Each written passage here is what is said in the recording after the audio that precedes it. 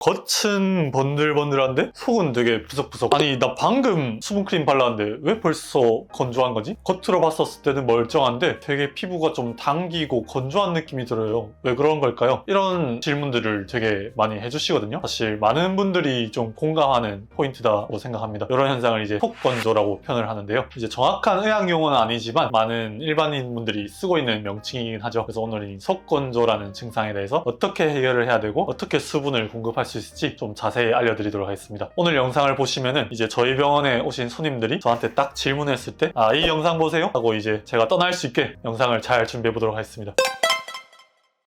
건조하는 것도 네. 종류가 있는 건가요? 딱 속건조라고 하는 증상은 어떤 증상인가요? PD님은 박건조라는 말 들어보셨나요?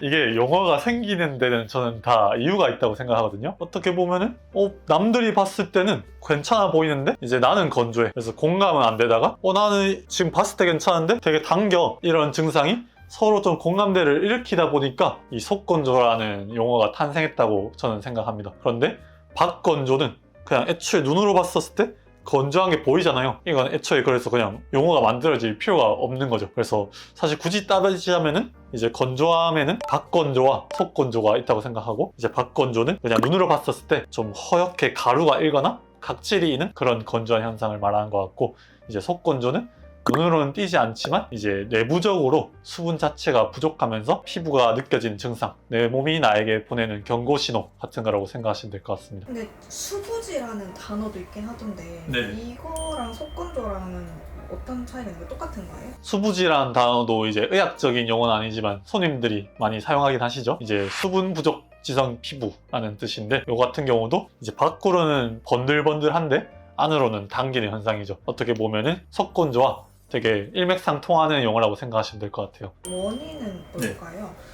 그냥 딱 쉽게 얘기해서 실질적으로 피부가 함유하고 있는 수분이 부족하니까 그게 겉으로 보기에는 괜찮더라도 내 몸이 느끼는 거죠. 그래서 원인 자체는 피부가 함유하고 있는 수분량이 부족해서다. 근데 이제 수분이 부족한 원인이 되게 여러 가지가 있을 수 있거든요. 저는 이제 수분을 많아지게 하려는 힘과 수분을 적어지게 하려는 힘으로 좀 표현을 합니다. 많아지게 하려는 힘이 적어지면은 이제 수분이 적어질 것이고, 수분을 적어지게 하려는 힘이 강해지면 수분이 적어지겠죠. 이해되셨나요? 네. 그래서 이제 수분을 많아지게 하려는 힘은 뻔하죠. 우리가 물을 많이 섭취를 해주는가, 그리고 피부가 이제 노화가 되지 않아서 어느 정도의 히알루론산을 잘 함유하고 있어서 몸에 있는 수분을 피부 쪽으로 잘 머금는가, 그리고 바깥쪽에 공기가 많이 건조해서 피부 쪽에서 수분을 뺏어가는가, 그것을 지켜줄 피부 장벽이 튼튼하게 잘 있는가, 그리고 마지막으로 몸 쪽에서 이제 물을 빼앗아가는 피부에 염증이 있는가 없는가, 이 정도 5가지로 나눌 수가 있을 것 같습니다. 그럼 이 속건조를 해결할 수 있는 방법은 어떤 게 있는 거예요? 제가 참 레이저 치료하다가도 손님분들이 되게 자주 물어보시는 질문이긴 해요. 원장님 저 겉으로는 괜찮은데 늘 당겨요. 그러면 어떻게 하면 좋을까요? 하면은 이제 레이저 치료 중에 그런 질문들이면은 저는 항상 내적 갈등을 겪어요. 왜냐면은 이거를 짤짤짤짤짤 얘기를 하면은 끝이 없는데 그렇게 얘기할 수밖에 없거든요. 근데 그걸 또 막상 얘기하면은 손님은 네 알겠습니다 하고 아마 이해를 잘 못하시더라고요. 그래서 이번 영상에서 그걸 좀 잘 정리를 해서 숙지를 할 수 있으면 좋을 것 같습니다. 그래서 아까 제가 5가지 원인으로 말씀을 드렸잖아요. 첫 번째, 수분 섭취. 두 번째, 이제 피부가 수분을 함유하는 능력. 세 번째, 바깥 공기가 얼마나 건조한지. 네 번째, 피부 장벽이 얼마나 탄탄한지. 그리고 5번째, 피부에 염증이 있는지 없는지. 5가지 원인에 입각해서 좀 설명을 드리도록 하겠습니다. 일단 첫 번째, 수분 섭취. 물을 많이 드셔주셔야 합니다, 여러분. 왜냐하면은 물 진짜 안 먹어요. 이게 근데 잘 안 먹는 것 같은데도 본인이 인식을 못하는 이유가 왜냐하면은 우리 몸은 적응의 동물이기 때문에 수분 섭취량이 조금 적어도 살아갈 수 있도록 적응을 하거든요. 사실 우리 몸에는 중요한 부분이 많다 보니까 그런 쪽에 항상 수분을 많이 쓰고 있기 때문에 그쪽으로 먼저 보내고, 피부는 상대적으로 좀 덜 우선순위가 높다 보니까 수분 섭취량이 떨어지면 먹고 사는데 문제는 없지만 이제 덜 중요한 기간인 피부로 가는 수분량은 떨어지게 됩니다. 그렇기 때문에 본인은 물을 많이 안 마셔서 큰 불편을 못 느끼고 살지만 이제 속건조 같은 증상을 이제 겪게 되는 거죠. 그렇기 때문에 본인이 특별히 목이 마르지 않다 하더라도 의식적으로 먹어주셔야 됩니다. 이거를 의식적으로 먹어주면은 몸도 적응을 하게 돼요. 물이 안 들어오다가 더 들어온다 하면은 이제 그만큼을 더 흡수하게 되고 원래 안 가던 우선순위가 밀리던 피부 같은 기관에도 물을 보내주기 시작하면서 그때부터는 이제 몸이 또 적응을 했기 때문에 더 이상 내가 물을 찾지 않아도 또 자연스럽게 마시게 됩니다. 특히 여성분들이 수분 섭취가 좀 덜 하거든요. 녹차, 커피 안 됩니다. 물로 잘 드셔주시도록 할게요. 최소 하루 500ml 이상, 저는 1리터 정도는 추천드리긴 합니다.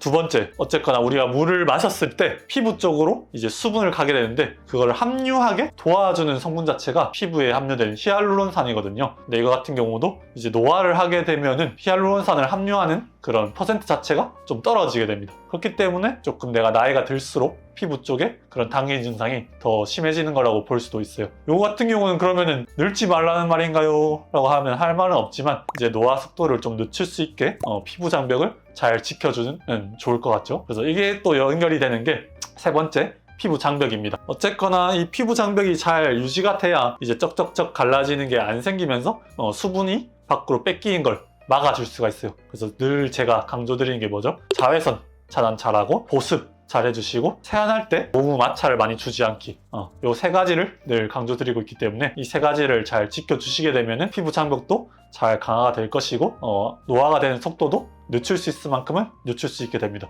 이 세 가지에 대한 점은 제가 이미 찍은 영상이 너무 많기 때문에 다른 영상을 한번 참고해 보시면 좋을 것 같습니다. 그래서 피부 장벽까지 말씀을 드렸고, 이제 네 번째, 바깥 공기의 좀 건조함. 이거는 이제 우리 몸과 상관없이 이 외부 공기가 물을 많이 머금고 있냐, 그러니까 습도가 높냐 낮냐에 따라서 이 몸에 있는 수분을 뺏어가려는 힘이 달라지게 되거든요. 근데 보통 간절기나 환절기 같은 경우에는 공기가 상대적으로 좀 건조하게 되면서 똑같이 우리가 건강해도 조금 수분을 뺏기는 힘이 더 커지게 됩니다. 그렇기 때문에 이럴 경우에는 가습기를 틀어서 주변 환경을 좀 개선시키는 방법으로 극복을 해주면 좋을 것 같습니다. 그리고 마지막으로 이제 염증 같은 경우는 피부에 미세한 염증이 있게 되면 염증 자체가 그걸 우리 몸이 싸워 이기기 위해서 많은 수분을 가져가게 되거든요. 그렇기 때문에 어떻게 보면 피부에 불이 났다고도 표현을 할 수가 있을 것 같습니다. 그런 미세한 불이 없어야 수분을 또 잃어버리지 않기 때문에 이런 미세한 염증을 줄여주는 것이 중요하고, 당장 내가 눈으로 봤을 때 어떤 염증에 뭐 붉다거나 간지럽다거나 열감이 있다거나 이런 정도가 아니더라도 우리가 잠을 잘 못 잔다거나 스트레스를 너무 많이 받는다거나 생활이 아무튼 불규칙하게 되면 미세한 염증 수치가 좀 올라갈 수는 있거든요. 그렇기 때문에 생활 습관을 잘 개선하자. 잘 먹고 잘 자고 스트레스 받지 말자. 운동하자. 이런 부분이 중요하다고 볼 수 있을 것 같습니다. 먹는 히알루론산이나 콜라겐 이런 것도 있잖아요. 네. 그런 건 좀 도움이 될까요?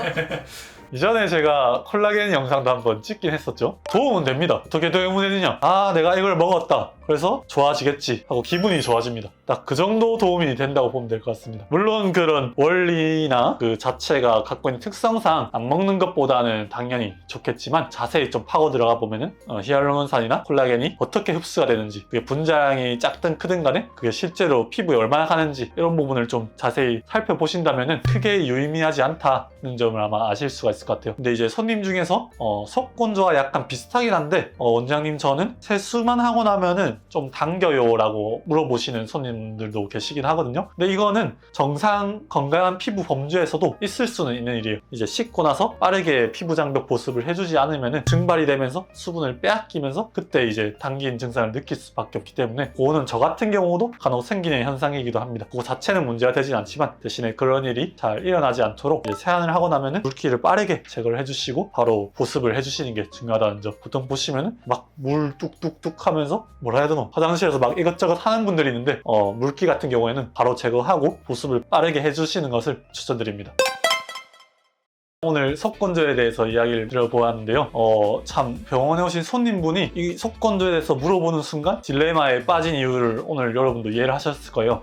참 복합적인 이유로 발생하는 것이고 그 중에 일부만 설명할 수는 없기 때문에 다 얘기하려고 보면 시술 받는 동안은 조금 그 자리에서 설명하기가 좀 적절하지 않긴 하죠. 그렇기 때문에 오늘 요약드렸던 영상을 잘 보시고 이해하시고 속건조를 극복하는데 좀 도움이 되셨으면 좋을 것 같습니다. 어쨌거나 되게 복합적인 생활 습관적인 요인이 많기 때문에 당장 내가 이 속건조를 먹는 히알루론산을 먹어서 극복하자, 보습제를 발라서 극복하자 라기보다 이런 본인의 생활 습관 5가지 원인을 좀 점검을 해보고 거기서 좀 부족한 부분이 있다 하면은 그거부터 하나하나 챙겨 나가시다 보면은 어느 순간 나도 모르게 그런 증상이 없어져 있는 자기 자신을 발견할 수가 있을 것 같습니다. 이상 하원장이었습니다. 감사합니다.